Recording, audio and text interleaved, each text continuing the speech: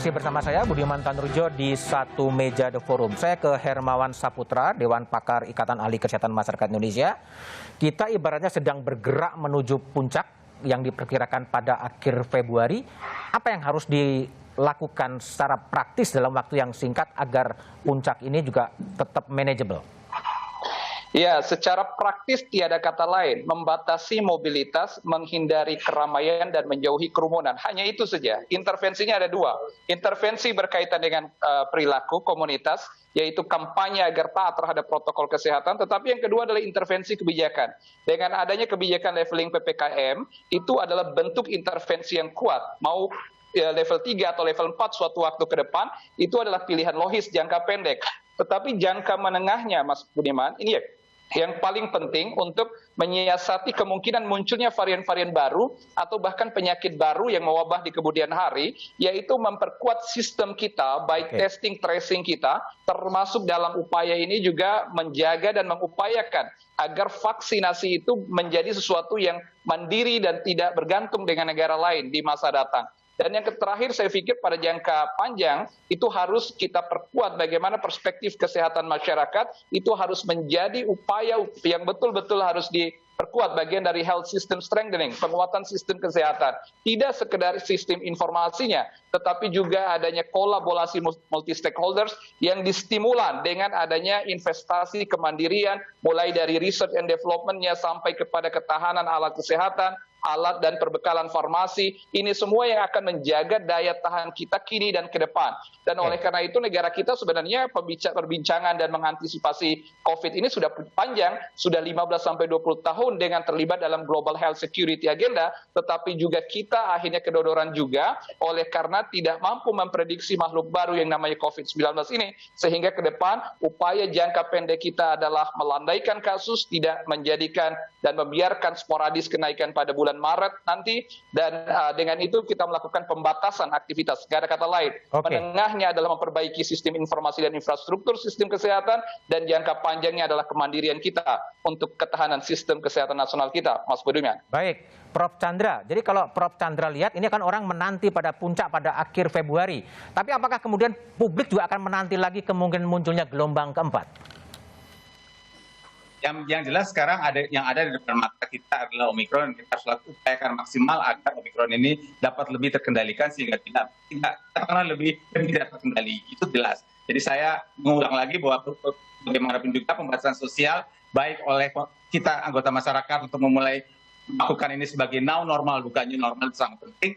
Terus kebijakan PPKM. Kemudian yang soal tes dan tracing itu menurut saya masih banyak orang sekarang yang ini kan ringan, saya nggak usah dites deh, saya kan sehat-sehat aja gitu. Itu hal seperti itu jangan sampai terjadi, karena mungkin yang muda itu sehat-sehat aja, tapi kalau dia pulang ke rumah aja ada orang tuanya atau jemaahnya di rumah, situasi mungkin tidak sesederhana itu. Kemudian yang ketiga soal vaksin, saya sampai tadi masih ditanya orang, ini saya booster mau pilih yang ini, jadi katanya efikasinya lebih bagus daripada yang ini, dan itu tidak selesai cerita itu dari mulai vaksin primer maupun vaksin booster, orang masih sibuk memilih-milih, padahal kita harus berikan apa yang ada saat ini. Tentang pertanyaan Pak Budiman tentang kemungkinan gelombang berikutnya, saya kira baru-baru ini juga WHO menyampaikan bahwa saat ini kita berhadapan dengan Omikron, bahwa makin akan ada varian baru atau tidak itu kita bisa lihat nanti. Tapi kalau ada varian baru, maka varian baru itu harusnya dia lebih mudah menular dari Omikron. Kalau tidak, kan tetap Omikron yang paling dominan gitu ya. Yang kita belum tahu saat ini adalah kalau ada varian baru, apakah dia lebih berat atau lebih ringan dari Omikron. Lebih baik kita mengkonsentrasikan diri saat ini untuk menghadapi Omikron yang jelas ada di depan mata saya. Oke, baik. Pak Wayan Koster, jadi khusus untuk Bali, jadi apa yang akan dilakukan agar Bali tetap betul-betul menjadi provinsi yang terkendali Omikron, karena memang akan banyak tamu-tamu yang kemudian juga datang.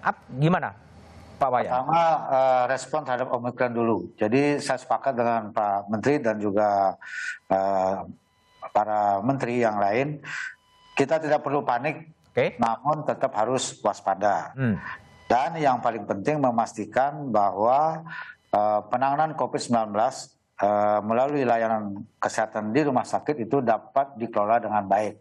Kemudian protokol kesehatan berjalan dengan baik. Di Bali ini protokol kesehatan sangat baik. Nah, cuman belakangan sempat menurun karena kasusnya menurun, masyarakat mulai agak mengendor. Tapi sekarang udah mulai revitalisasi kembali bersama jajaran TNI dan Polri, prokesnya diperketat dan penegakan disiplin juga diperketat. Kemudian memastikan vaksinasinya sudah mencapai titik yang cukup tinggi. Dan berikut adalah yang paling penting, kalau kita melihat pola daripada munculnya varian Delta dan sekarang varian Omicron, saya pastikan bahwa secara matematis dia akan mencapai titik puncak. Pasti itu. Hanya tinggal waktu apakah di akhir Februari atau di awal Maret. Kalau melihat pola yang sebelumnya. Dan Omicron ini tidak seperti Delta sangat berbahaya. Oleh karena itu saya juga sebagai pimpinan di Bali tidak terlalu risau. Namun tetap bekerja dengan sebaik-baiknya bersama TNI, Polri, dan Bupati Wali Kota Sebali sehingga semua berkaitan dengan pengembangan COVID ini dapat dikelola dengan baik dan membangun kepercayaan publik masyarakat lokal, nasional, dan internasional terhadap Bali supaya pariwisata Bali ini Pak Gubernur bisa diaktifkan kembali. Saya kira itu. Pak Menteri, jadi apa yang ingin Pak Menteri pesankan kepada publik di sela-sela menuju puncak? Tapi juga ada pertanyaan ini soal vaksin yang ini gotong royong yang dulu menggunakan Sinovac ya. Yang sampai sekarang kan kemudian juga belum ada Sisivacnya, itu prosesnya kelanjutannya seperti apa? Yang Sinovac bisa di booster dengan Sinovac juga ya. Tapi pesannya saya ke teman-temannya, ke masyarakat nih. Kalau sekarang lagi musim flu dan musim hujan, ya jangan lari hujan-hujanan. Tapi ya jangan lari hujan-hujanan, tetap hidup sehat, minum makan vitamin yang cukup. Kalau keluar pakai jas hujan, tapi tetap aja kita boleh keluar bekerja dan pergi ke mall, hidup normal. Kalau sekarang lagi musimnya demam berdarah, ya jangan keluar sore-sore malam-malam pakai celana pendek, ya digigit nyamuk kita. Ya kalau keluar ya pakai lengan panjang, semprot rumahnya, semprot tamannya. Tapi tetap kita hidup normal, kita bekerja juga, pergi ke mall juga. Sama sekarang kalau Omikronnya lagi naik, ya jangan buka-buka masker, pakai masker terus. Ya rajinnya cuci tangan, jangan gerombolan kawinan tuh sesekat, ya jangan. Tapi tetap kita harus hidup normal, nggak usah khawatir. Saya yakin ya, asal kita bisa mengontrol diri kita, nggak usah panik, hidup normal. Kita tahu kok protokol kesehatannya mesti ngapain, dan itu yang paling penting buat kita. Baik, terima kasih. Baik Pak Menteri Kesehatan Budi Gunadi, terima kasih. Pak Wayan, terima kasih. Prof Chandra dan Hermawan, terima kasih telah bergabung di satu meja The Forum.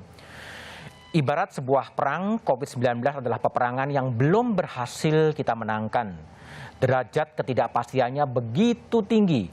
Setelah gelombang pertama menerpa, menyusul gelombang kedua menerjang.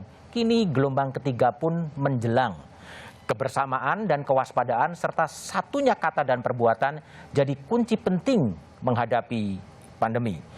Demikian satu meja The Forum malam ini. Tetap jaga protokol kesehatan dengan menggunakan masker, menjaga jarak, dan mengikuti program vaksinasi. Selamat malam dan terima kasih.